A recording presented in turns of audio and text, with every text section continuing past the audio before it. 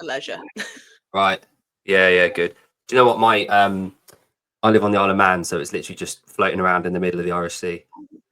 And so Liverpool's like where I go now and again, but my mum's a Scouser, so I have this thing about Liverpool. That's all good though. The world. Let's give a big round of applause for Chloe. Oh, are we live already? Yeah, I thought we'd go without you. Are you in a suntan shop? What? That light behind you, you look like you're on a sunbed. I'm sitting on the hotel's cat chair at the moment.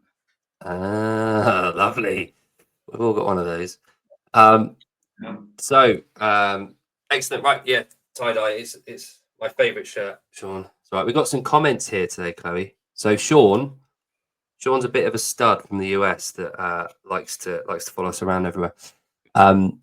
He says hello. So anyway, welcome. Thanks for joining us, Chloe. It's an absolute pleasure and an honor to have you with us. Thanks for having me. Yeah, good. So I'm the only one that hasn't had a haircut today. I feel a little bit out of place, but yeah. Right. So, for those of us that don't know, Chloe, can you just give yourself like a real top line, like elevator high, an introduction to yourself? Oh God. Okay. Right.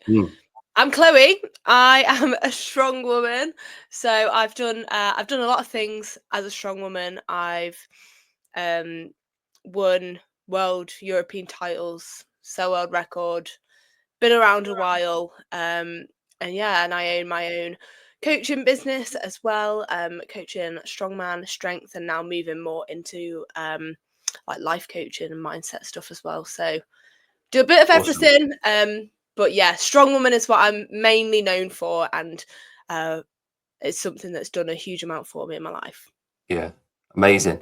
And we'll come back to that in a bit. So a couple of things, Chloe. What we want to do, we want to go sort of chronologically. It's the way that we've kind of figured out works well for us. So we'll start right at the beginning, and we've got like a question that we like to lead with a lot of the time. What's your earliest memory? My earliest memory, like ever? Anything. Yeah. Okay. Anything. That always comes back to me as it's not really a memory. I think it must be when consciousness dawned upon me. Right. I must have been in a garden centre or something, and I just have this vision of being in a pram and seeing like dots, and I'm moving through somewhere. That's it. Oh, nice. That's so I must have been a baby, and I don't know why. Yeah. For all of these years, that sticks out to me. Yeah. I don't know why. Garden centres of all the places. Did you have this thing as a kid? The garden centre was just. I hated going to the garden, except the sheds. I used to love in the sheds in the playing in there. But other than that, the garden centre was literally the worst place on earth. Somewhere you get dragged with your nan. Yeah, exactly. Oh, good. It's sort of like Sunday afternoons. Yeah. I spent so much time at the garden centre. Didn't. Oh, you didn't miss out. No, I do now. Okay. At the garden centre. Adam, is that your choice or Adam? No, that's Adam's choice. My kid's autistic. He fucking loves any garden centre. We don't buy anything. No, just walk around. Yeah, we frequent the cafes at shops like the Range and different. Yeah, he loves it. Oh, amazing. So it was garden centres that I hated, and then Sunday afternoon telly. We talked about this the other day, but it's like if you're British and you grew up in the 90s, it was Last of the Summer Wine, Antiques Roadshow, and what's the other one? Lovejoy. And it was like that was homework. It was like, oh, I got to do my homework in the next hour before I have my bath and bed. Get your bath, Yeah. Saturday night telly was the best though. Yeah. Noel's house party. How old are you, Chloe? Sorry, should have asked that. Yeah, I'm 29. Okay. Oh, you might remember like Last of the Summer Wine. I know of it, but don't have memories of it. But Antiques Roadshow was definitely on a bit longer and haunted me too. Songs of Praise as well. You might even be too young to remember like watching like Baywatch on a Saturday night or Gladiators, like the OG Gladiators. I think I was like very small then. Yeah. Talking of gladiators, Chloe, you'd be an awesome gladiator. Thank That's you. what I was applied and going they with. didn't want to know. Yeah, we're getting good. Yeah. Yeah. I So- embarrassed myself doing a full application video in my singlet, blowing a whistle, climbing ropes and everything. Nothing. Didn't hear a Nothing thing. back. You're Honestly, kidding. you actually applied for it. Yeah, I did. You'd be they missed perfect for it. there. Never mind. Yeah. Next series maybe. Right. All right. Okay. So you've got the earliest memory. Childhood for you. Did you have a happy childhood? Yeah, on the Yeah. whole. Yeah, Good. I would say so. Yeah. And where did you grow up? Where I am now, really. So like when I was super young, I was in Tamworth. Mm-hmm. Mum and dad split up when I was like 8, but it was very amicable. Yeah. So like early childhood was dead easy for me. It was really nice, very supportive. Kind of teenage years were a bit rocky. Had a few little things that went on that weren't very nice. But in terms of like family and stuff, I always felt really supported. So I think I'm really fortunate with that. Good. It's not a very exciting place. Well, you say that. Drayton Manor's round the corner. I was just about to say we have Drayton Manor and we have the Snow Dome. Oh yeah, and the zoo. You got loads going on. So Birmingham. So we're here, Tamworth, Birmingham here. Yeah. Pretty central, pretty Midlands. If for those of you in the US. Anywhere. Yeah, so we have quite a lot of our viewers are from the US, Chloe. So I'm just kind of giving them a little bit of context. So I'm from the Highlands of Scotland here at the Scotland. moment. You said Tamworth. I was like, fuck, is that London? I don't know where that is. It might as well be to you. We've thought about moving up to the Highlands before. We spend a lot of time up in Scotland. Yeah. So Yon's up here. I imagine you've real come high. up to that more so, do you? I have been to the Isle of Man. So like my aunt and uncle lived there. So I went over loads as a kid. Really? That's amazing. Do you know whereabouts? Yeah, so they were in Laxey when I was real young, and then moved over to Ramsey when I was a little bit older. Ramsey. Good. Lovely places. North on the island. So the sun is always rising in Ramsey. Yeah, we all know each other on the island, so probably do know somehow. So childhood there, you grew up. School. How was school life for you? So generally speaking, school, how did it go? It was all right, like I feel a bit indifferent to school. Some people are like, oh, it's the best days of my life. I'd love to go back to school. I wouldn't. Like being trapped in horrible dark rooms for hours, being forced to learn things that I have no interest in, and then be made to go home and do more work. Yeah. Not about that. Although I did do very well at school and I found school like I didn't have a hard time. I had loads of good mates. So yeah, it was all right. Okay, good. Did you finish school or did you leave like after your GCSEs? I did the whole hog. So yeah, I did. Yeah, I did my GCSEs. I did my A levels. Oh, there I am. That's my graduation. But it took me a while to get there. So I actually went to the University of Sussex prior to that to study psychology. Had an awful time. Was a bit, quite depressed. It just wasn't for me. And then I left there, became a support worker and applied, and then did my learning disability nursing degree at Birmingham and graduated there with a degree in learning disability nursing. So I've done a lot of things. I went to do learning disability nursing at the University of Stirling, and there was 37 of us there for the first week, and then all but 2 people, me and one other person, dropped out after the first week, and they kept the course.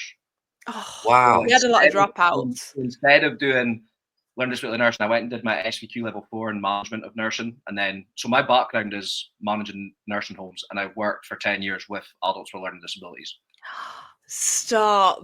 It's still like I still love it. I think once you've worked, so I used to coach people with learning disabilities before I did my nursing, then obviously support work in that area as well, and my nursing was in. I just love it. Love it. Such amazing people. It's such a good client group. Yeah, that's interesting. Like that's like should have said. I should have sent you that, Jake. We've got a lad in Inverness, and he goes to the weightlifting club. It's not strong, but he's obsessed with the Stoltman brothers. But he goes to the weightlifting club. He is. He's obsessed with the Stoltman brothers. It's from Inverness, and I don't know why you're laughing. But he's entered his first weightlifting competition, the Down syndrome guy, and he's the fucking best, Richie. I'll text Jake the link so you can pull it up, because I can't pull anything up on this laptop. Is it weightlifting, as in weightlifting? Yeah, oh, cool, nice. Yeah, honestly, he's doing a British weightlifting meet soon. Big up. Oh, amazing. Yeah, it's brilliant. Jordan's brilliant with him. They've British weightlifting have recently launched their adaptive games. Have you seen that? Yeah, that's awesome. So they've got like. Awesome. Okay. Is that you? Cool. So that was obviously taking us up to uni. Now you said you're 29. Obviously, university takes you up to I'm assuming 21, 22 years old. Thereabout, yeah. Yeah. So I think, from what I gather, I went right back on your Instagram, right? Oh God. And you're quite active on Instagram. So it took me a little while for the business. Yeah. Yeah, exactly. Well, that was going to be one of my questions later on, actually, about socials and how important they are to you. Yeah. I've been gradually learning that for a little while. However, this is, from what I can find, your first strength sport post. Yeah. So that is Iowa International All-Round Weightlifting. That was kind of my gateway into strength sport. So I was always really active as a kid, and I did trampolining in a discipline called double mini trampoline. Right. I did like lower level, like national level in that, and just kept getting injured. And I kind of fell away from that as I was at uni. And my partner, because me and Matt have been together since we were like 18. So he was, oh, you should go to the gym. And I was like, I don't want to go to the gym. Don't want to get big. Don't want to get bulky. Don't want to get injured. Blah, blah, blah, blah. All the stuff girls normally say. And then somehow ended up in this Iowa association that he was a part of. And it's like International All-Round Weightlifting Association. Check it out another time, because that's a whole other story. But that's how I got into strength sports. That was a Welsh Open, and I think it was actually it might have been my first competition that I did. And yeah, it was, I think there was like a trap bar deadlift, there was a press. I didn't understand how any of it worked, so I was like, obviously you do 3 attempts, and my 3 attempts had totaled more than someone else's if you added them all together. But they'd done more in the last one, and I was like, but why didn't I win? Because I won more. I got more altogether. Like, I didn't have a clue. Yeah. Excuse me. How it all worked. But yeah, I guess that's where it all began for me. And I just, I'm someone that if I like something, I get really obsessed with it. It just got a little bit out of hand. Right. Yeah. Well, that's one way of putting it. Yeah. 10 years later, here you go. Good. So that was your kind of like your entry into it all. So what that was about, I think that was about 10 years ago. So 2015-ish was that post was 6th of September 2015. Yeah. So you're looking at a decade of competing, in front of people in strength sports in some degree. So the actual let's put aside the competitive nature of Strongwoman for a moment. Did you attend a strongman gym first, or did you compete in an event first? Which one came first? So I was in like a commercial gym learning how to lift, and then when I did that competition, I was going to like a weightlifting club, but it wasn't like British weightlifting. It was this all round Weightlifting Association. It was a guy called Steve Gardner who used to do strongman back in the day, competed with Jeff Capes, John Paul Sigmarsson, all the greats. Really interesting guy. So yeah, it was him and his wife Karen Gardner who ran this gym, and she was the first woman that I'd ever seen kind of lift. A lot older, but she was lifting, and that was cool. So I went there, and it was kind of, we met on was it like a Monday and a Wednesday, and we'd go through all the lifts. It was very, very structured, like we're doing this one and then we're doing this one. And very different to how I train now. And yeah, so I kind of trained with them, and they were like, oh, we've got a competition, like, do you want to join in? And yeah, it all started there. So I was in that environment first, which I would say is very different to like a strongman gym. Now that I know how a strongman gym is. So that was first, and then I actually slipped into a strongman competition before. So my partner Matt competed in a strongman competition, having trained in a normal gym, and when he was there was like someone had dropped out, so they had someone going up on the deadlift on their own, and they were like, anyone from the crowd want to join in? Matt pushed me in. I did loads of deadlifts, and then a guy from the strongman gym, local at the time, was like, oh, you're pretty strong, you should come along and train with us. And that's the point at which I then went and trained in a strongman gym. I intended to, after the weightlifting introduction, I actually wanted to go and do powerlifting, and then I got kind of sucked into strongman, and it's one of the best things that ever happened to me. How long had you been training before you entered that weightlifting competition? Oh, like nothing. Literally, I think I started training in like 2015. Okay. Yeah, I wasn't experienced at all. Like, it was just give it a go. So we've recently spoken to a couple of ladies in different sports that are like strength athletes like yourself. Annie, who's a British powerlifter, she's an absolute weapon and machine, and Ava Biesterfeld, who's in Team USA for weightlifting. So we know her dad quite well. And something that they've both said, and what you've just mentioned a minute ago, is once you find something you really want to do, you're just like jump in at the deep end and go for it. The other thing they've both said that you've just said is you identified your talent early. So when you first started doing this, you realized, and you had someone say to you, you're quite good at this. Would you like to come and give it a shot properly? And all three of you had a very similar experience. Interesting. Did you understand from that earlier point, like 10 years ago, that you had something that other people didn't? Did you know that? No. Right. I was told I had potential, but I didn't. Like, if you would have told me 10 years ago I'd be where I am now and achieved the things I've achieved, even like lifted the weights that I've lifted, I would have laughed in your face.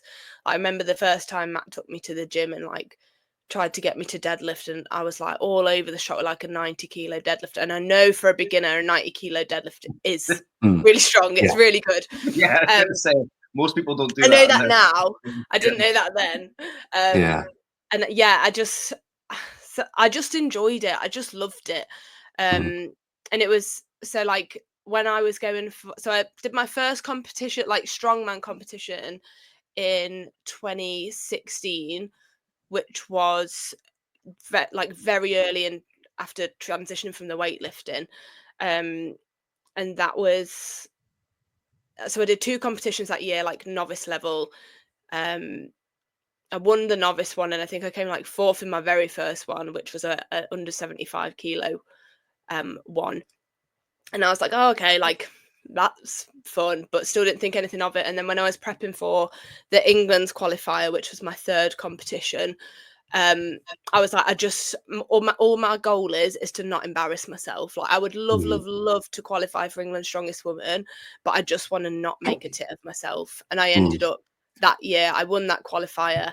I came 2nd at England's Strongest Woman and 3rd at Britain's Strongest Woman. And that's the point where I was like, there it is, that's Britain's Strongest Woman that first year. That's where I was like, oh, Maybe I can do it. Yeah.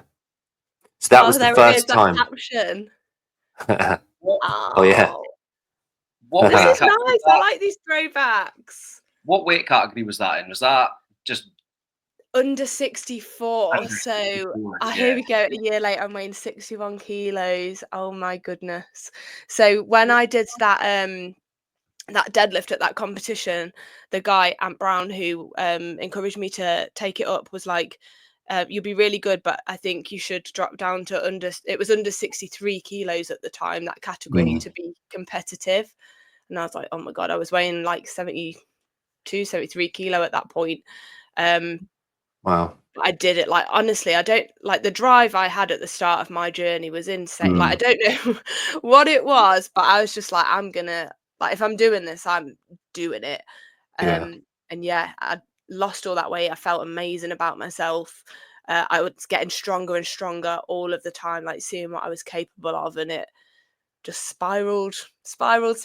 And then once I'd obviously gone through that pathway that year, my first year, and thought, if I can do this as a newbie, like, what else can I do? Would you say you've got quite an obsessive personality? Yes.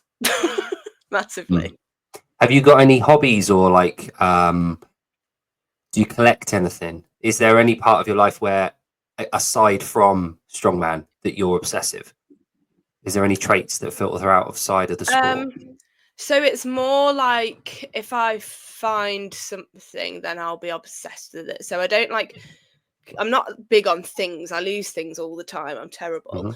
But like, so when I started my coaching business, I was obsessed with it. I was like, I need to get better at this. I need to, like, what else can I do? Oh, I'm gonna employ people. Oh, I'm gonna do this. I'm gonna do this. And then now I've found like what this new avenue that I'm going up. It's like, oh, I love it. Like, where can I take it? I'm gonna just hit the ground running with it straight away, and I'm gonna do it.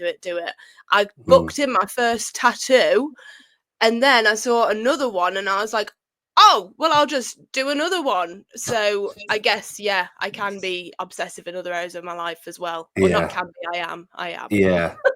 So the reason I ask that is because there's a lot of people that get obsessive in life and don't have an avenue, like a channel to harness that. We've spoken to a really, really bloody good male bodybuilder a few weeks ago. And the ladies that we've spoken to before, we spoke to a lot of people in the last few weeks about this. And there's a common theme there. These people like yourself in sport, they have the ability to just deep dive and become obsessed about something. Yeah. And people like myself, I don't really have that trait. It's not in me. Jon, you can speak for yourself, obviously, here. I do. My son's autistic. I found out I had ADHD after the fact, and then the way you're speaking, I was thinking like, oh, I don't want to be rude and ask, are you ADHD by any chance? But I'm not. I don't have it diagnosed. I used to actually work in diagnosing ADHD and autism. For me, it wouldn't be worth even going through the process, because I wouldn't medicate, because I don't want to. It doesn't matter. Yeah, likewise. But you're not the first person to say it. When you were saying like, oh, I do this and I go all in, it's like, oh, that's like actually very much traits in myself, and it's like that's what I like.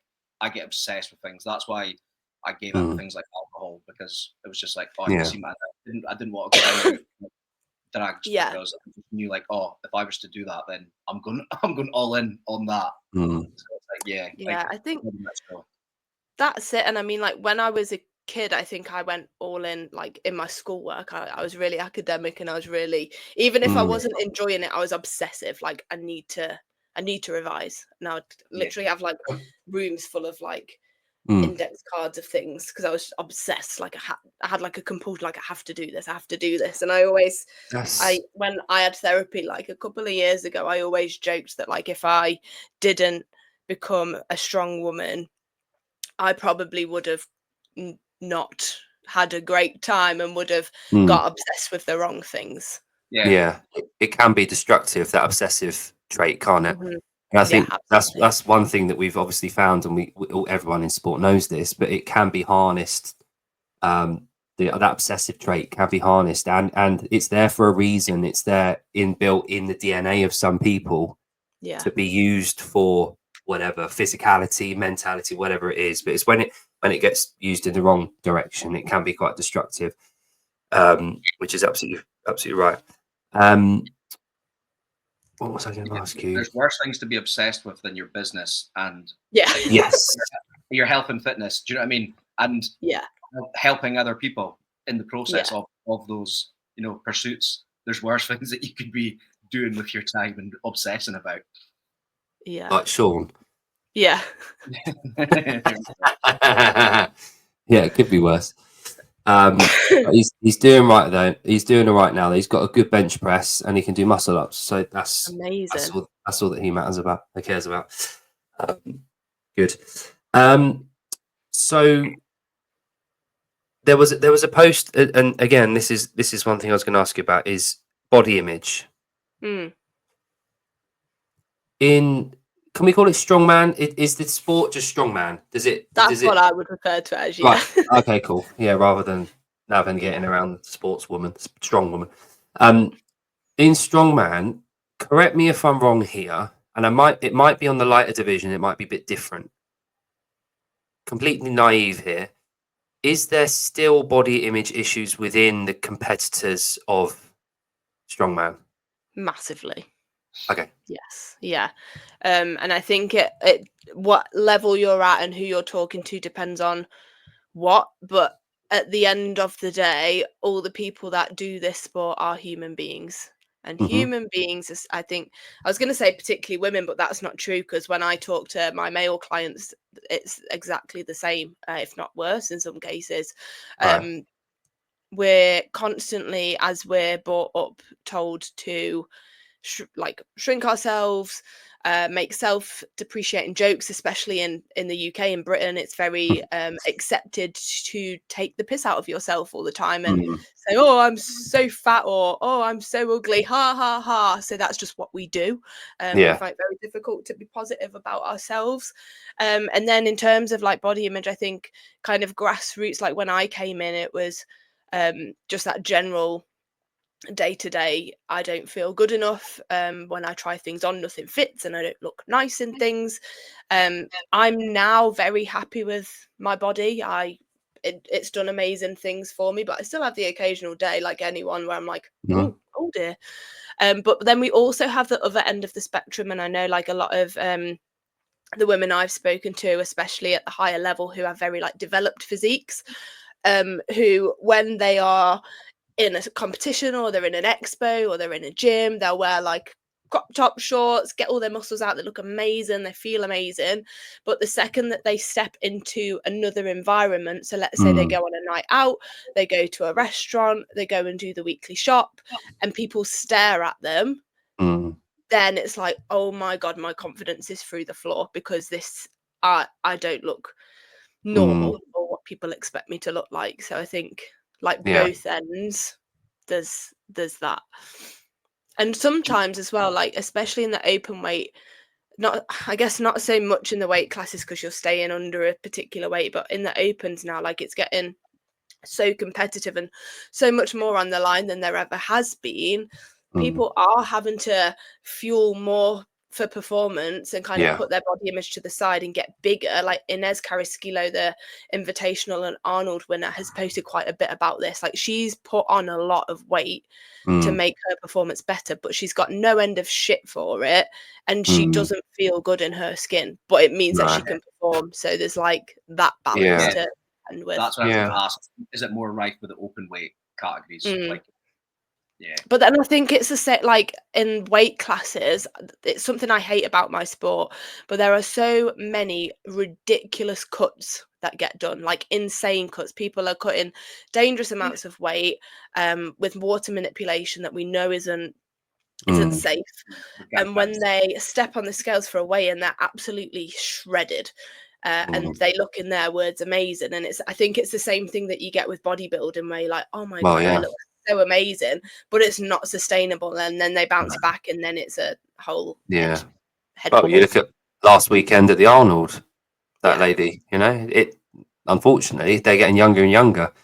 But yeah, it's one of the hazards, I guess, of having weight divisions. And it's one thing that with CrossFit that I do, Jon doesn't currently, but it's one thing that I, you know, part of my repertoire of coaching, I do CrossFit. And it's one of the benefits of CrossFit is that there isn't a weight division, although the movements themselves do kind of dictate them, lend themselves to different body types and weights. There isn't that stipulation of having to be a certain weight. There's no weight categories in the jungle, you know, so that's the kind of the unwritten rule within CrossFit. That doesn't necessarily though come without its body image issues. But it's one thing that CrossFit does have that the other strength sports don't necessarily have, to their credit. But although what I will say is that particularly where I've been concerned in you know, British weightlifting and powerlifting over the last sort of 10 years or so, there has been a push towards getting people away from the cuts, and also at the younger generations, even up to the juniors. So you're looking at under 23s. It's, you know, if they're within a couple of kilos of the weight category, they're just, you know, allowed through. There's less pressure on there. So there has been some adaptations made, and they are looking at that for the younger guys. But like you say, I think when it's a proper strength sport like yours, it's it's pure strength. It's in the title. Mass moves mass a lot of the time. So it's one of those hazards, and I think there's a lot more education, a lot more discussion around that to be had at the you know, the upper echelons, the people that run the sport. I can't believe you just said I don't do CrossFit. I signed up for the Open this year, mate. Oh, you did, didn't you? I'm so sorry. I know that would have bothered you. I'm an active CrossFitter for the next you are next 11 days until Monday. I did a CrossFit comp once. Does that mean I'm a CrossFitter too? Yeah, let's go with that. Stick that in your bio. Stick it in your bio. Yeah, I did actually see, Chloe, that you trained at CrossFit Tamworth quite a lot. Yeah. Cool. Okay.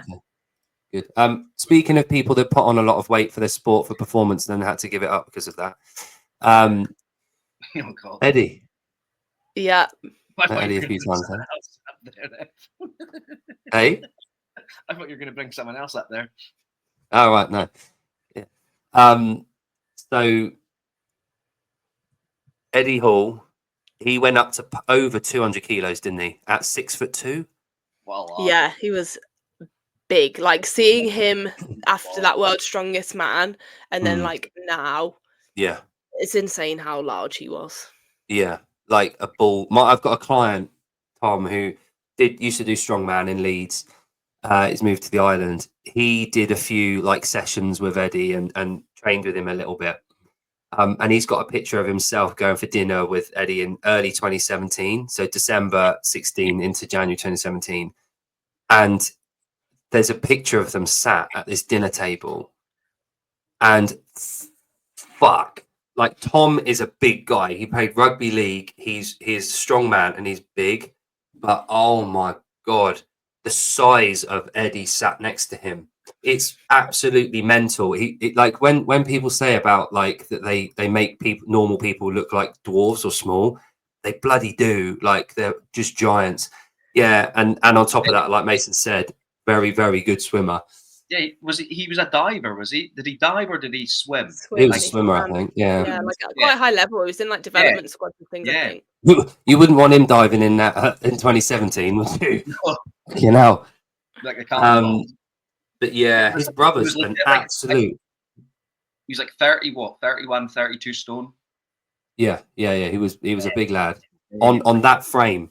You know, on a 6'2" frame. If it's like Hapthor or Brian Shaw, like 6'9", like 200 kilos is a lot of weight, but it's sort of spread a little bit more than 6'2". I was talking to Eddie a couple of years ago, and we were talking about like when he was that big, and I was like, how did that feel like psychologically? Because that can't have been comfortable, like what you had to go through to do. Like achieve what you wanted to achieve. And he said that like towards the end of it, he legit went to sleep every night wondering if he'd wake up because it was that dangerous to his health. It's insane to think that you're that dedicated to a goal, that you're like that you worry that you might not wake up in the morning. Yeah. But you do it anyway. Yeah. I wouldn't.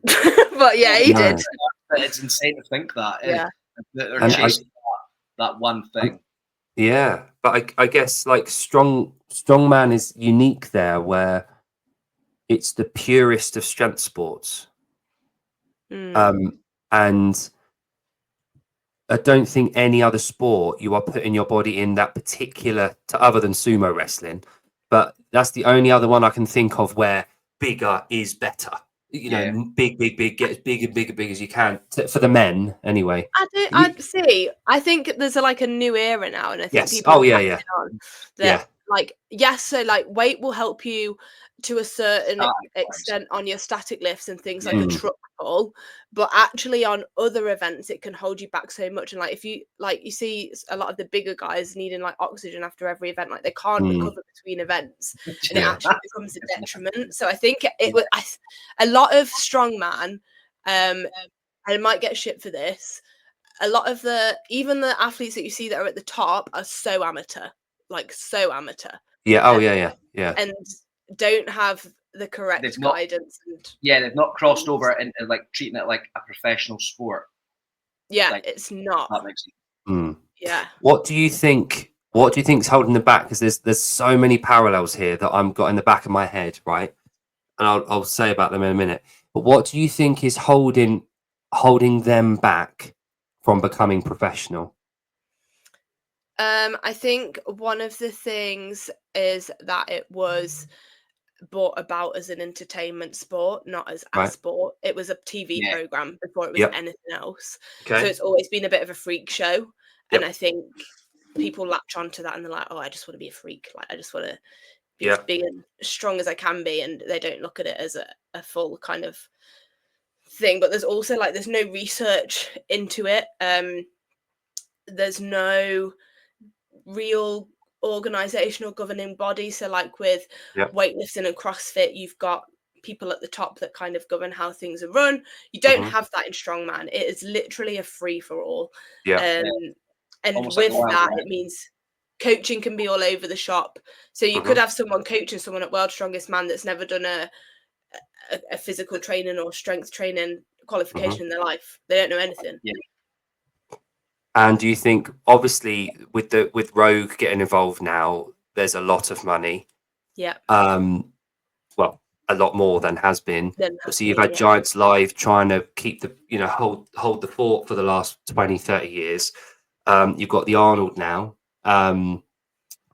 There's more money being injected into the sport at the end of it. So at the prize purse. Yeah. But is there money in sponsorship, in lead up, in club level, in food, in performance? Is there money in the sport at that level? Not really. You have to go after it. Like I've been fortunate with sponsorships. I've had several brands approach me that have worked with me and given me a kind of a good deal. The way I see a sponsorship is that both parties have to get something out of it. But I think in strongman, there's a culture. Like I know people who compete at Giants Live who have had sponsorships with brands who have not paid them any money. And I'm like, if you're that well known and you are promoting that brand, they should understand it's influencer marketing at the end of the day. A sponsorship is, they should understand how that works. If they're just giving you kit or giving you a discount on kit, that isn't helping you. It might get you a few extra followers, but followers don't pay for your flights to your competitions or your accommodation. So I think there's a massive culture in strongman that nobody wants to pay for anything and people expect things for free, and it's very unprofessional in that way. And I think sponsorships are getting there. So like sponsors like SBD are brilliant. I work with Zone Smelling Salts as well, and that they financially support, and it's nothing in comparison to kind of I appreciate it a lot, but in terms of like big sponsorship deals that I know athletes in other sports get, doesn't even compare. And I also think that I'll say it, in strongman and strongwoman, it's not a tested sport, and a lot of brands don't want to get involved with that. Similar to bodybuilding. Although bodybuilding has got more of a reach because more people do it in the gyms than strongman. Yeah. Okay, so just to recap then. There's a lot there. Sorry, I verbal No, diarrhea. no. I want to get this right. So you've got 6 things there. Oh. It's a bit of a circus act. Yeah. There's not a lot of research into it. There's no real organization in place. Mm-hmm. Yeah, it's almost like Governing bodies.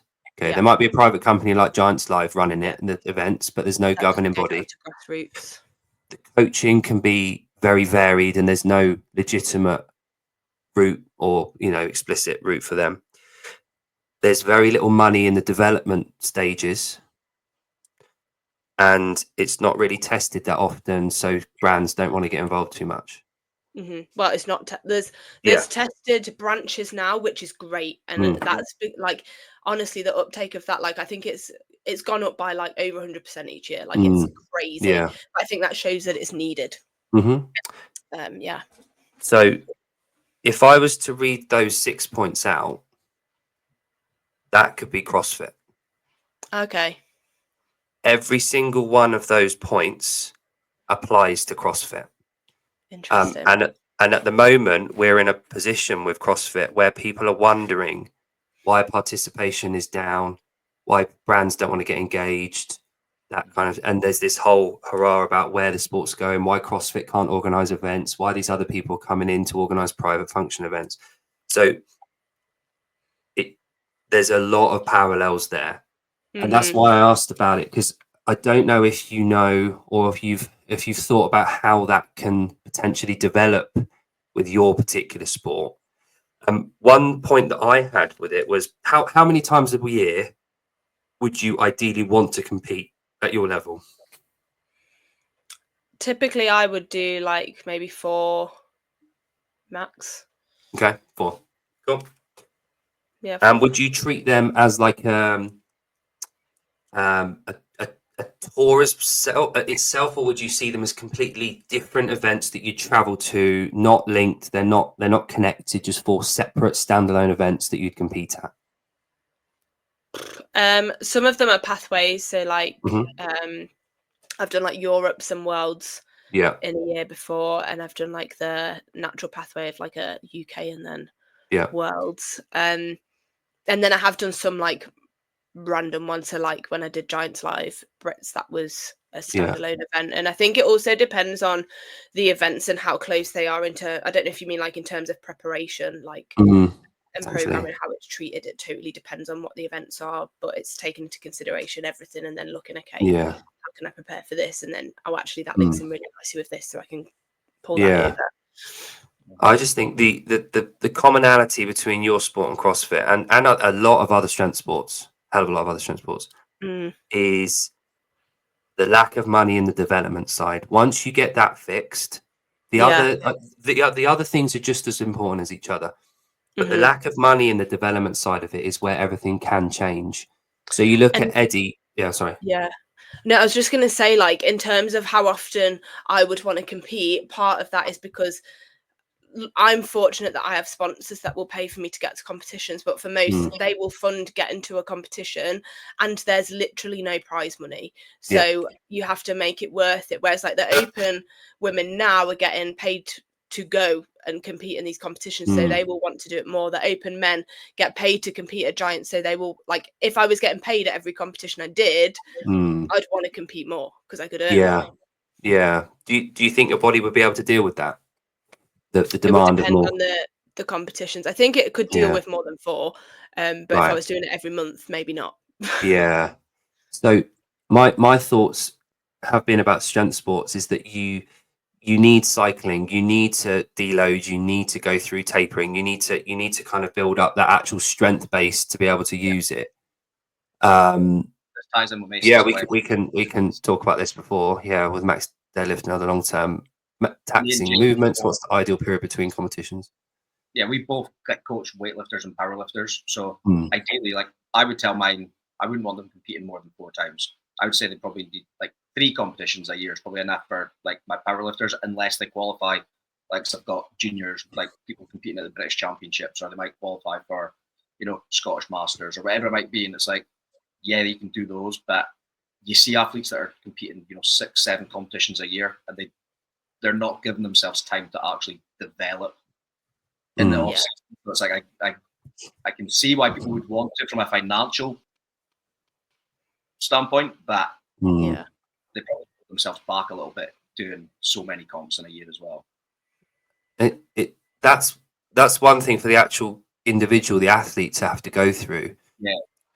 But my thought on this for strength sports is that we as coaches and athletes, we don't want to overload and burn out in typically a year's cycle. We need expectations set for sponsors for those injections of money. We need to make sure that they know, if you're a swimmer, if you're a cyclist like Mason, if you're going out, like I've got a cousin that's a professional cyclist, going out for 4, 5, 10-hour rides, there's a lot of exposure there.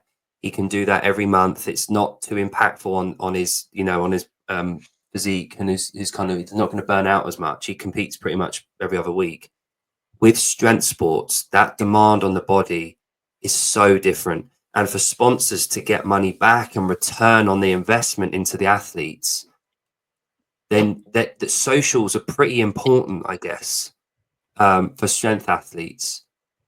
And socials are only the last 5-10 years. So I would probably hazard a guess and say that's where the development's been made over the last 5-10 years in strength sports, where the money started to come from and where it will continue to come from.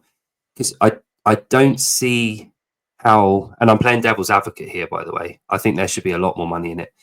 But I don't, with Rogue, we know where Rogue get their money.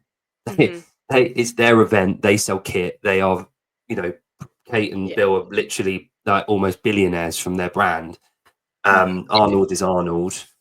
And Giants Live's been going for the best part of 30 years now as a brand. But yeah, it's just interesting. It's an interesting sort of thought experiment to think, where would that money come from and what are they getting in return?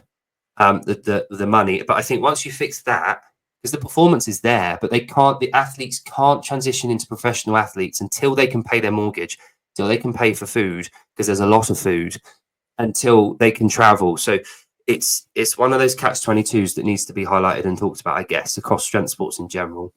But yeah, there we go. Sorry, took us on a tangent there. So my next, I was going to say, speaking slide. of food, there's a lot of food. What, or you, unless you've got something to pull up, what is? No. Because obviously you need to be. It's under 73s, isn't it? Yeah, I compete under 73s, and I've done like a few open shows. What do you typically kind of walk, if you don't mind, like answering? What like weight do you kind of typically walk around at? Do you cut for under 73s or? Now I walk around about 75 kilos. I used to compete at under 64, and I started in that class. Obviously, I lost all that weight to begin with and was around under 63 all the time. And then it got to the point where I was getting up to like 68 kilos. Oh, that's England's strongest woman under 64. Yeah, and then it got to the point where I was having to do bigger and bigger cuts. I never did any dangerous cuts. It was all kind of diet and like a water load, and very kind of careful one. And I was like, you know what, my health's more important to me, so I'm going to go up a weight class, just get stronger. And yeah, I've only ever had to cut like 2 kilos, which I think every 73 show I've done, I've been 73 the day before, like through diet and down, so it's been dead easy for me. So I can't imagine going into like a strong woman competition after doing like these big like gap cats and water cats. It's so stupid. Doing like dynamic events. It's not like you're just going out there to do a snatch and then going, sitting down. You're moving from A to B. You're like it's so much more. It's like stepping out onto the competition floor drunk after doing a water cut. Like cognitively, that's what it's like. But it's like a trendy thing. And yeah, it grinds my gears a little. So I wanted to pull this up because one guy that we speak to a lot, Savon, he he did a documentary, and he's very, very good friends with the arm wrestling community. Yeah. And this guy, is it Devon Larratt? Is that his name? Devon Larratt, yeah. Yeah. So I'm pretty sure he's had him on his show, you know. That's who Sevi did that's the documentary was about Devon's Pool and John. Yeah, so Pool and John. Isn't it? Yeah. So I really wanted to pull that out because that's pretty cool. Now, what's the story behind this? This was my first ever Arnold's. And he was just outside with a table, and my partner like loved arm wrestling, and he was like, "Oh my god, I need to talk to Devon Larratt." And yeah, then we just got chatting to him, did that, and then actually after this, so on our way home, what is that? It's hilarious, is what it is. Bag. What is it? Is it a belly? It's a belly. When we were on the way home from this show, Devon was actually on the same flight as us, the same connecting flight with, so my friend Bex that's filming in the background was sat next to him, and they were having like a real good conversation, and Devon like followed us on Instagram and everything, and Matt was so jealous the whole time. Matt just kept looking around and being like, how was Bex sat next to him? It was really funny. Oh, that's amazing. Awesome. So that was 2020. Was that the Arnold 2020 you just said? Yeah, what a time. Cool. Okay. And how was that? How did that go? Well, it was while we were out there, the whole Rona thing came about, so we didn't know, like, we'd flown out there and loads of the Arnold was getting called off and cancelled, so we didn't even know if we'd be able to compete. That was my first ever international competition as well. First one that I'd flown out to, but it was amazing, so amazing. Like, my dream had always been to just compete at the Arnold. Like, I just wanted to go, and I made the finals that year and came fourth. It was a real good time. Amazing. Absolutely amazing. That was the start of it, I guess, from international kind of recognition that you had. Talk us through the next couple of years. So 21, was that a bit of a wipeout for you with the old Rona? 21, no, 2021 I did my first OSG, which is like now World's Strongest Woman. Was that World's Strongest Woman under 64? That was my first ever Worlds at the end of that year, and I came fifth. I was buzzing. That was an amazing year for me, and that's another moment where I was like, oh, I'm all right at this. So like, I'm known for being very good at yoke, and now I'm like, I can confidently say I'm the best in the world at that, and I know I am, and it's fun. But then I had people telling me like, oh, you're going to win the yoke event, the car walk, and I was like,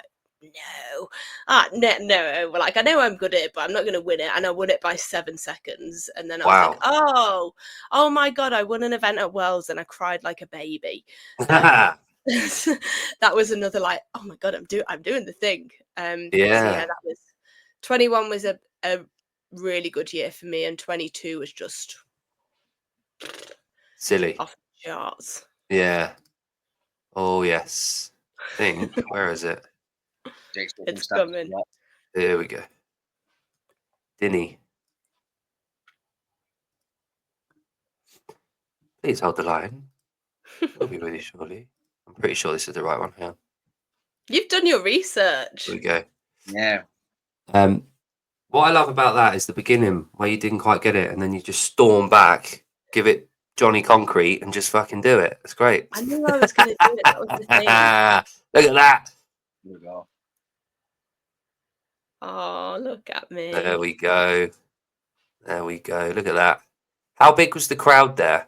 Do you know how, like, the look at that, tears. I don't know the numbers, but like, typically for the record breakers, there's never that much of a crowd, but the male timber carry event for the classic had just been on, and we were on straight after, so there's actually quite a lot of people there. And I think when they saw this little girl walk in, they were intrigued, so they stayed for a laugh. And it was lit. It was so good. So I know, and I'm gonna do Jon a disservice here because he's a true Scot. So, however, Jon, I don't want it from you.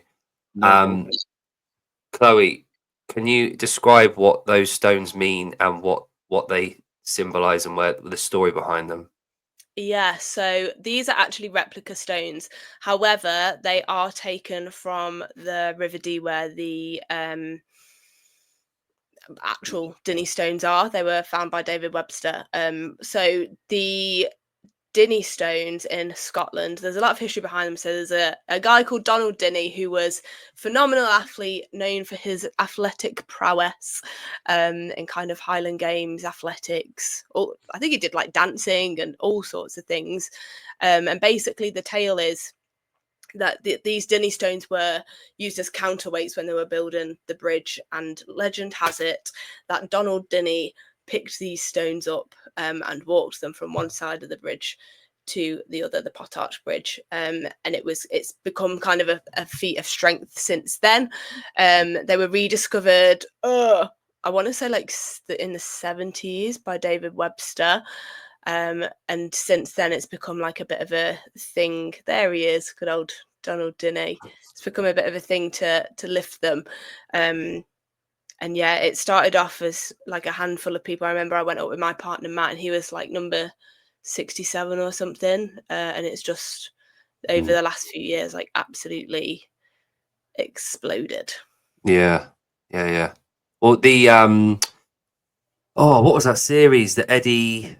Oh, I know the history on the history thing. It was on was it?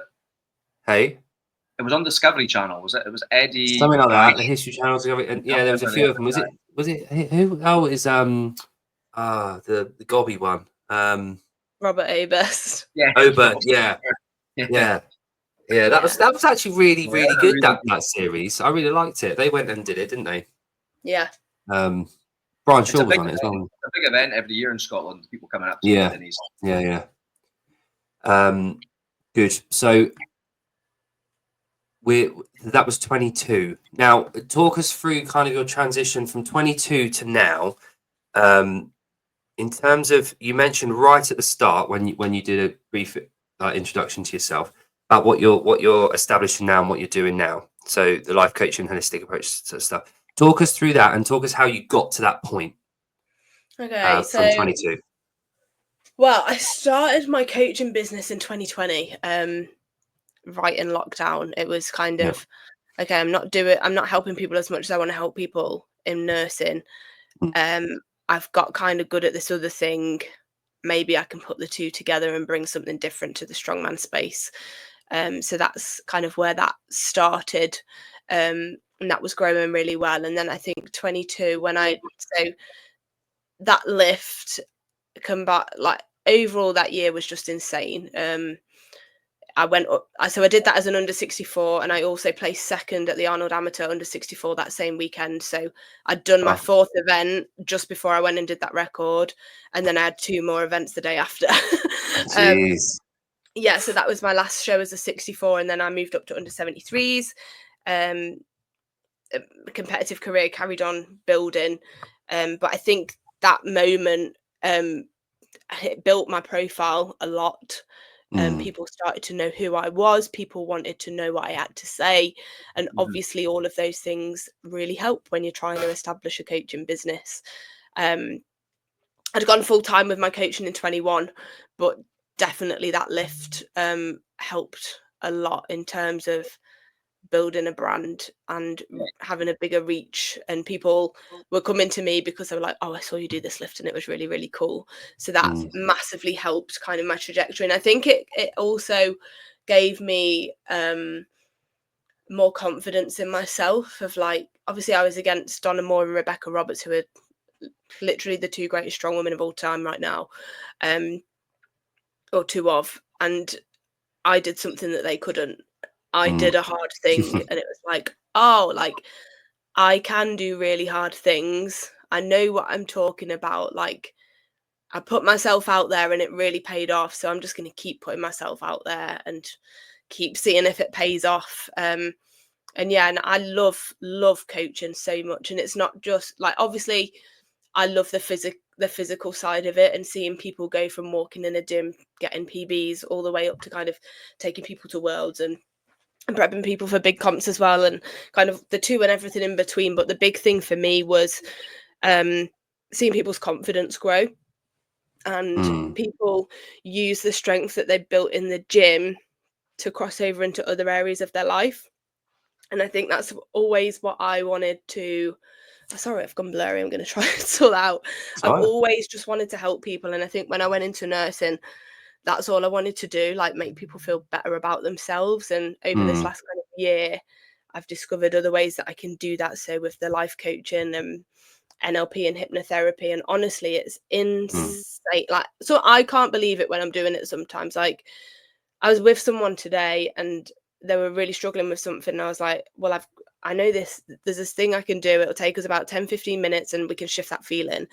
And by the end of that, she was like, oh my God, I feel different. And with another friend who's a competitor, she's had like knee pain for 2 years. She's had the surgery, she's done all the rehab, but she was still petrified of being in pain all the time. And felt pain every day. And then that's funny, Corey. And we did a hypnosis session, and for the last week she hasn't thought about the pain and hasn't experienced any pain. And I'm like, wow, oh shit, like this is so powerful. And it's something that I'm now wanting to I want to help people, just everyday people, because I think my whole life is strongman, and it's nice to step out of that sometimes. But I also want to bring it across into performance, because I think, well, I know that it's an area kind of working subconsciously with athletes that we can get so much more out of people, like so much more, and it's exciting. Yeah. It's one of the benefits. We definitely, well, I speak for myself here, we definitely don't coach to become millionaires. It's a love, and both you and John have been in the care industry, so there's a big trait there across the type of people that you want as a coach, are people that just give a shit, and you can tell they're not in it just to get a payday. It just so happens that the best people for the job end up getting a payday because they care the most. I want to make lots of money coaching, but I think it's for the right reasons. If that makes sense. This is a thing though, and I've spoken about this a lot, and I think as I've done more of like the life coaching stuff, and obviously part of that is working on people's finances with them and their money mindset. Like, there's such a taboo around making money in sport or in coaching or in care, and like, oh, you're only doing it for money. Well, yeah, I run a business. The whole point of running a business is to earn money. If I earn money, it means I can do a better job, and I want to live a comfortable life. It's not a bad thing. Exactly. That's the thing. But it's people get it the wrong way round, I think, sometimes. They get money first.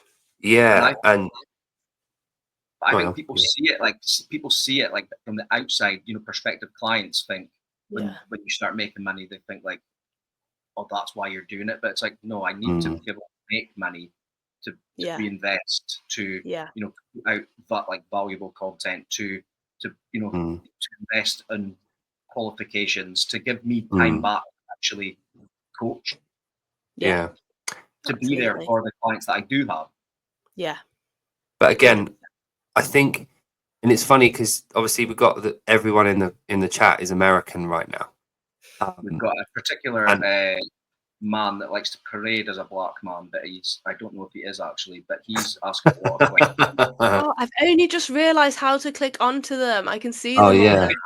Well, he's asking a lot of questions.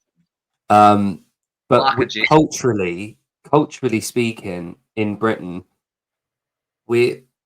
because of my degrees in history, right? So sometimes I go down this rabbit hole of using historical context. But I think in Britain, for the last 1,000 years, take away the last 50, the rich people were them. The elite, the royals, the nobility, the people that had the money. We hated them historically. They were the enemy.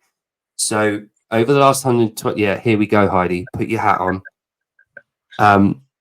Because we've had that caste system, we've had that, that level playing, it wasn't a level playing field.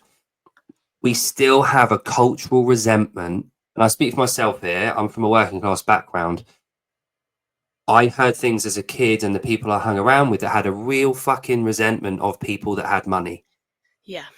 And there's this hatred, not hatred, that's a strong word, but there's a resentment and a how dare they've got the money, they don't put it back to us, da da da da da.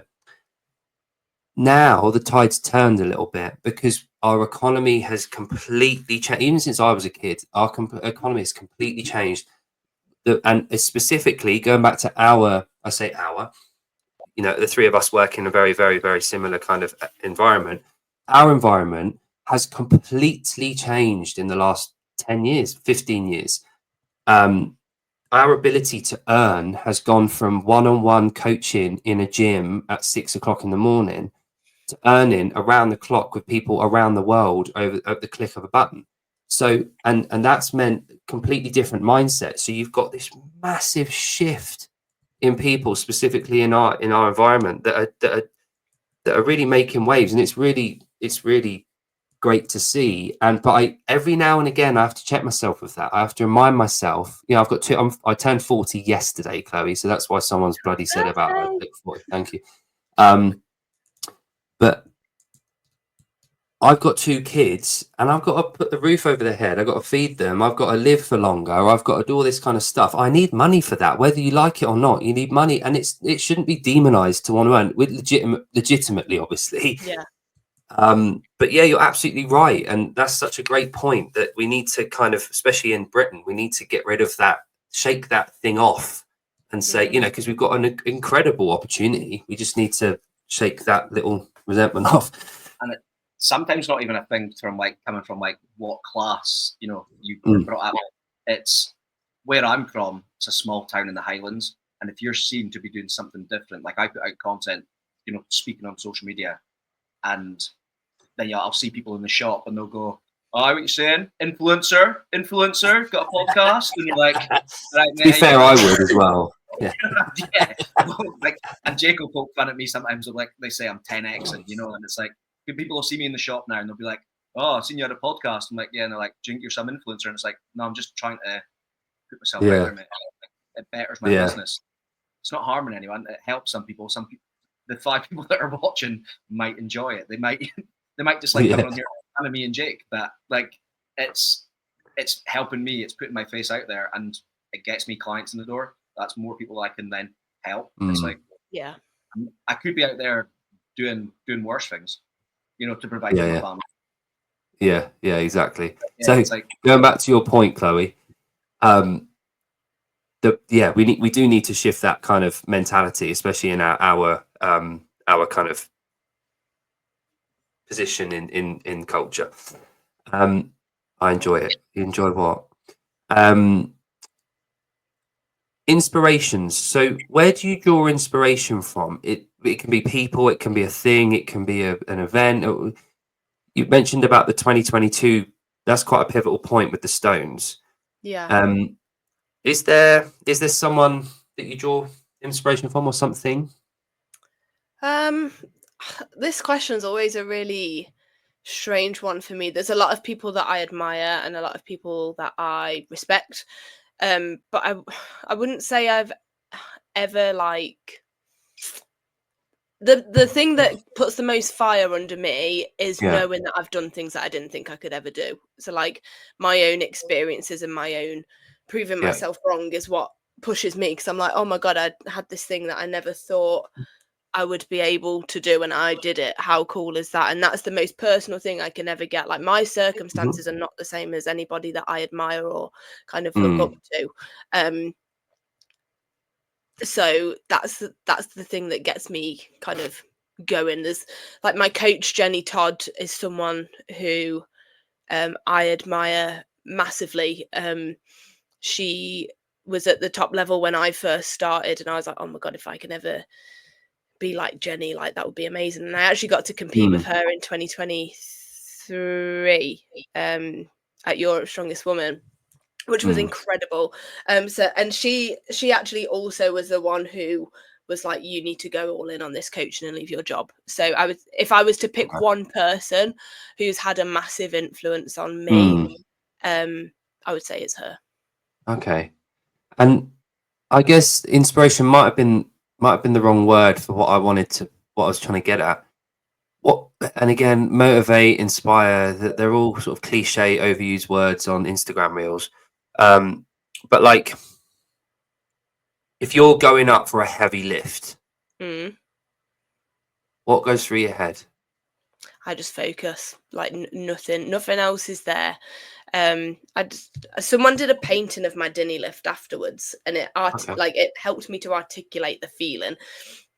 So basically, this painting was just me and the stones, and it was just black around, and I was like, that's the thing.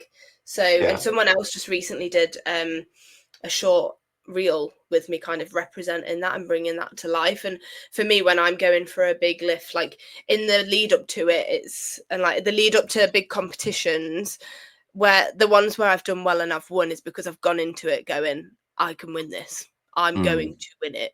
And then in the actual moment, like for each individual event, it's just 100% focus. I'm not looking to any kind of god or praying to anyone or hoping for anything. I'm literally looking at that implement, thinking about what I need to do, taking a breath, doing my little stomps, and I'm just in and doing it. Like people say they enjoy watching me compete because it's like a different, I'm quite chirpy and happy and dance around in between, and very much like I am now. But when I'm like switched on, like Lucy Underdown, one of the other strongmen who's a really good friend of mine, she's like, I get so excited when Big Bren comes out because I just switch. So yeah, I wouldn't say there's a bigger thing. I think it's just a focus. Yeah. Do you use a lot of like self-talk and like I know that obviously you do hypnosis. Do you use a lot of like self-talk prior to comps, leading that? Like, do you do a lot of like visualization, leading into like events? Yeah, to an extent, and it's something that I worked on a lot in 23. So I worked with a lady called Alexa, she does like a mindset sports performance kind of thing before I started looking more specifically into performance, and she was spoke kind of about the usefulness of creating objective goals rather than I want to place here, okay, what can I achieve on each event, and that's going to get me the best outcome. That really helped. And visualization to a point of okay, if there's, and one thing she did with me actually that was really good was events where I know I'm good, I'm actually fine, I don't need to visualize that because I know I can just switch on and do it. It's the events where I've got something in my head going, okay, what if I can't do that, what if this goes wrong? So for me it was like a deadlift ladder, if I miss the deadlift, or on a like sandbag medley that's real fast, what happens if I drop the sandbag? Like, I fucked it. And she went with me doing if and then. So if I drop the sandbag, then what will I do? So I came up with a plan, and that's that then there. So I'm like, if I drop the sandbag, I've already got it written down and I've studied it. I'm gonna stay calm, I'm going to regrip, I'm going to pick it up, and I'm going to finish it. Real simple, but if you don't plan it out, you're like, ah! And also she would get me to do like self-talk things like, okay, you're at the start line. What do you want to be thinking and what do you want to be saying to yourself? Think about all of that and then summarize it in one word. And I'd use that word and then we'd go. Like an anchor. Yeah. So like I said, I've got 2 kids. I will come back to your point. I've got 2 kids, and a lot of the time, my main focus on them is how they talk about things they're about to do, or jobs they got to do, tasks. And one of the tools that I'm using with them is that self-talk about just simplifying what you're about to do, make it objective, make it as simple as you can. Try and eradicate all the hurdles. Just think about what you can do, what you're about to do, and just really focus on your role in that environment, in that opportunity that's laying in front. What's your role in there? Yeah. And they're 7 and 6, so it's quite early days yet. But do you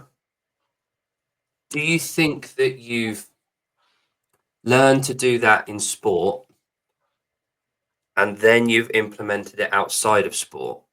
Or do you think you learned it outside of sport and you started to use it in sport?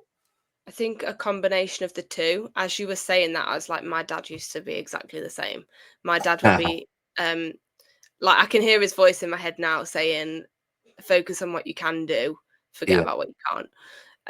So I'm so fortunate to have had such amazing values instilled in me. And another thing that he said that always sticks with me is you only regret the things you didn't do. Yeah. So that kind of attitude has always been instilled in me. So I think I'm more predisposed to listen and respond to that kind of talk. But I think life is what made me open to those suggestions. And I think sport helped me to apply it. Does that make sense? Yeah. Sport was your tool. Yeah, to be like, oh, it does work. That's what he was talking about. And then now I can do it outside. Sport was your paintbrush, and your values are all the paints that are on your palette, and you get to draw with it, you know? Yeah, I love a metaphor. I like that. Bloody love a metaphor. John, you're about to say something. I cut you off, sorry. No, I've lost my train of thought. I was just listening to what you were saying, and now I've actually lost it. That's the ADHD in me coming right there. You're thinking about squirrels now, aren't you? I was actually reading Jeremy's comment when you were speaking. I was like, fucking getting like fucking off for it. We're going. Mike, I was going to say when you were saying about I've lost my train of thought again, but it was to do with Jesus Christ. I was going to say about Michael Jordan, like you can only miss the shots that you don't take, and it kind of tied in with what you were saying. It's like, what's the worst that can happen if you go out there and try? Like, in the same position, you might not achieve what you set out to achieve, but if you don't go out there and try, you're never going to achieve it. So why not just go out there and do what you, as Jake says to his kids, focus on what you need to do. Like, everyone else doesn't matter enough. There's a lot to be said for failing as well. Like, I think failure can actually be so good for you. There's in NLP, one of the things that I practice as a kind of presupposition that there's no failure, only feedback, and I think that's an extreme, but I do think it's true. Like, if you fail something, like, you can learn from it, but it also just builds resilience, like putting yourself out there and not getting what you went after, but it's the fact that you like nothing awful happened. You might have been a bit embarrassed, you might have had a little cry, and someone might have said something, but you're still alive, the world's still turning. There's a lot to be said for that. It's like sorry, Jake, it's like failing a lift. You then see where you need to work to improve on it. Like you find your sticking point, what went wrong, and it's like, cool, well, the feedback we got is like, this is where your sticking point was. We go away and we do X, Y, and Z. We come back stronger next time. It's like anything. But that's the difference between training and competing. And this is where a lot of people go wrong, is that they treat their training like their competition.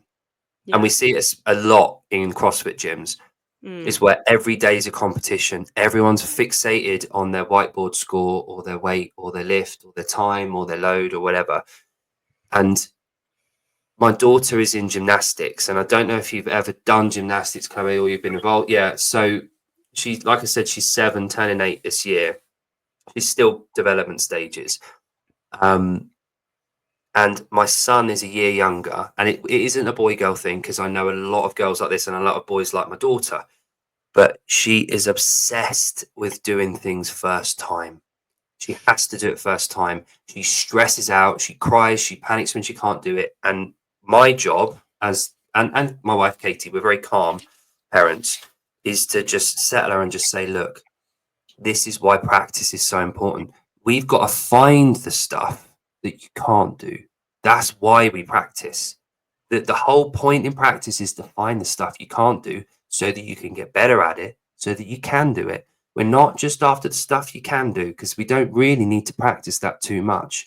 So that when it comes to competition, when it really truly matters at the competition stage, we can do it because we've drilled it, and then we know we can do it. You're building that confidence in those movement patterns and the lows and everything like that. But it's funny, we're finding tools all the time. So today, for example, she was doing her routine that she's got a floor routine coming up on the jiu-jitsu mats in the gym that we've got. But we got the iPad out, and she was able to record herself. She was sitting down. She if she didn't get it right, she a little bit annoyed with herself, but she goes down. She has a watch. She watches. She uses the tool that's provided. She feeds back. She has a look. She tries again. And for her, visualizing, seeing that visual feedback has been so damn important. But having said that, she's not a visual learner. And I was going to ask you about this. So you said earlier on you've got the cue cards all over your walls, and you need it written down, and you rep. Does that mean that you're not much of a visual? Have you got a visual memory? Are you a visual learner, or do you need to repeat so that movement and that everything's ingrained in you? I think it can be both. Like I'm a very visual person, so if I was to do a VAT questionnaire, like the visual audio and kinesthetic kind of learning, I come out really high on visual, with feel in there as well. But I think I do like repetition, and I have to do things over and over and over again to get more confident. And I don't think that's like a dependent on what kind of learner you are. I think that's just how people learn. Like we learn how to do things by doing them again and again and getting better at it every time and getting that feedback. But I record all of my lifts, and obviously my coach Jenny kind of inputs on certain things, but I learn a lot by watching myself and then thinking, okay, I've watched that, and then I can link that to how that felt. What can I do differently? So like I love that tool for me as well. Right. Okay. the only reason I push back a little bit on that is my son has got a terrible visual memory. Like we'll be like the other week August last year, we were watching motocross on the beach where we live.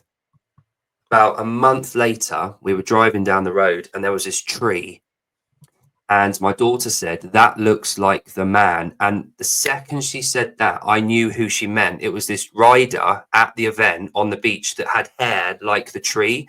Me and her have got the same visual memory, so we can see things in our head. My son does not have that at all. Nothing in there. Yeah, which I find absolutely bonkers. Like, how do you have a memory if you can't see it? But you can imagine it without seeing it. You can describe it with imaginary words.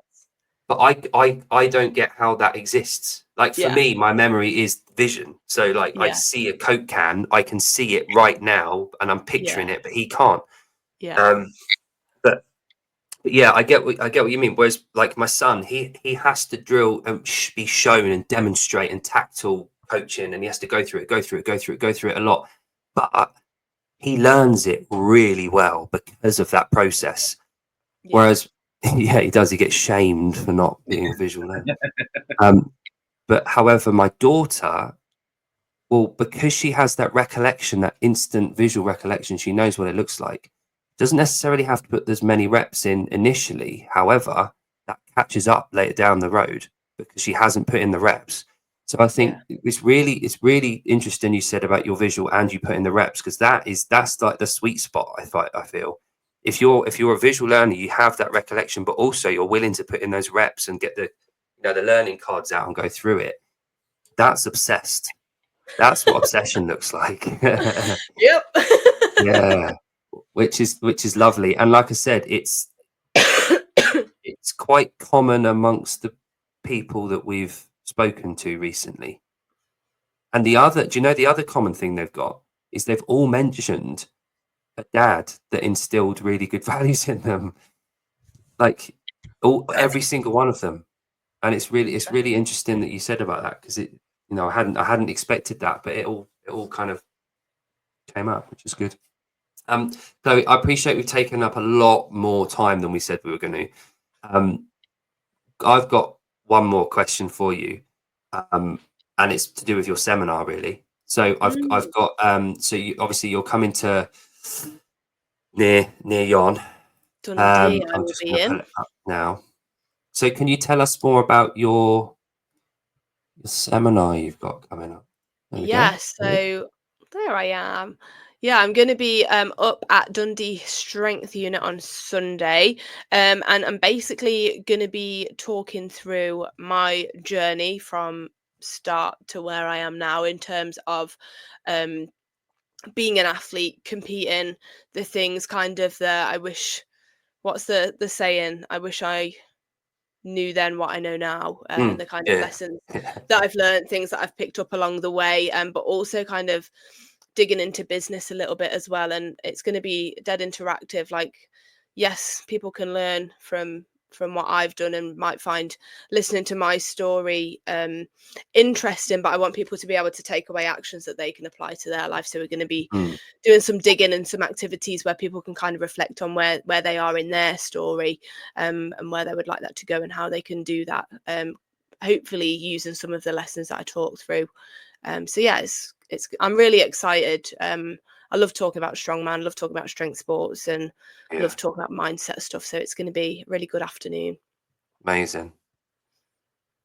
Excellent. Good. Did you have Sorry, is Dundee the only date that you're doing in Scotland?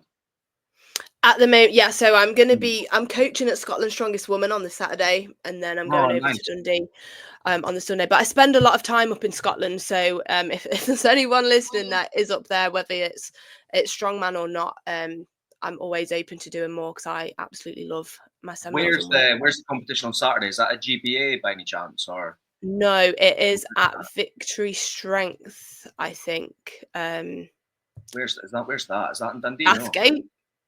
Okay. Is it? Yeah, so I'm staying near Edinburgh somewhere in a yurt. So I'm taking my partner and my dog are coming with me for the weekend so we can enjoy a bit of downtime. But yeah, so I'll be Bathgate on the Saturday and Dundee on the Sunday. Oh, nice. Excellent. Jon's got a race. When's your race, Jon? Tomorrow? Yeah, I actually have to go across to the event tonight to get a start time because I didn't personalise my tickets until yesterday morning. And you have to do that a week before, and I never did it. So I need to actually go across and speak to someone at the help desk. Otherwise, I won't have a start time.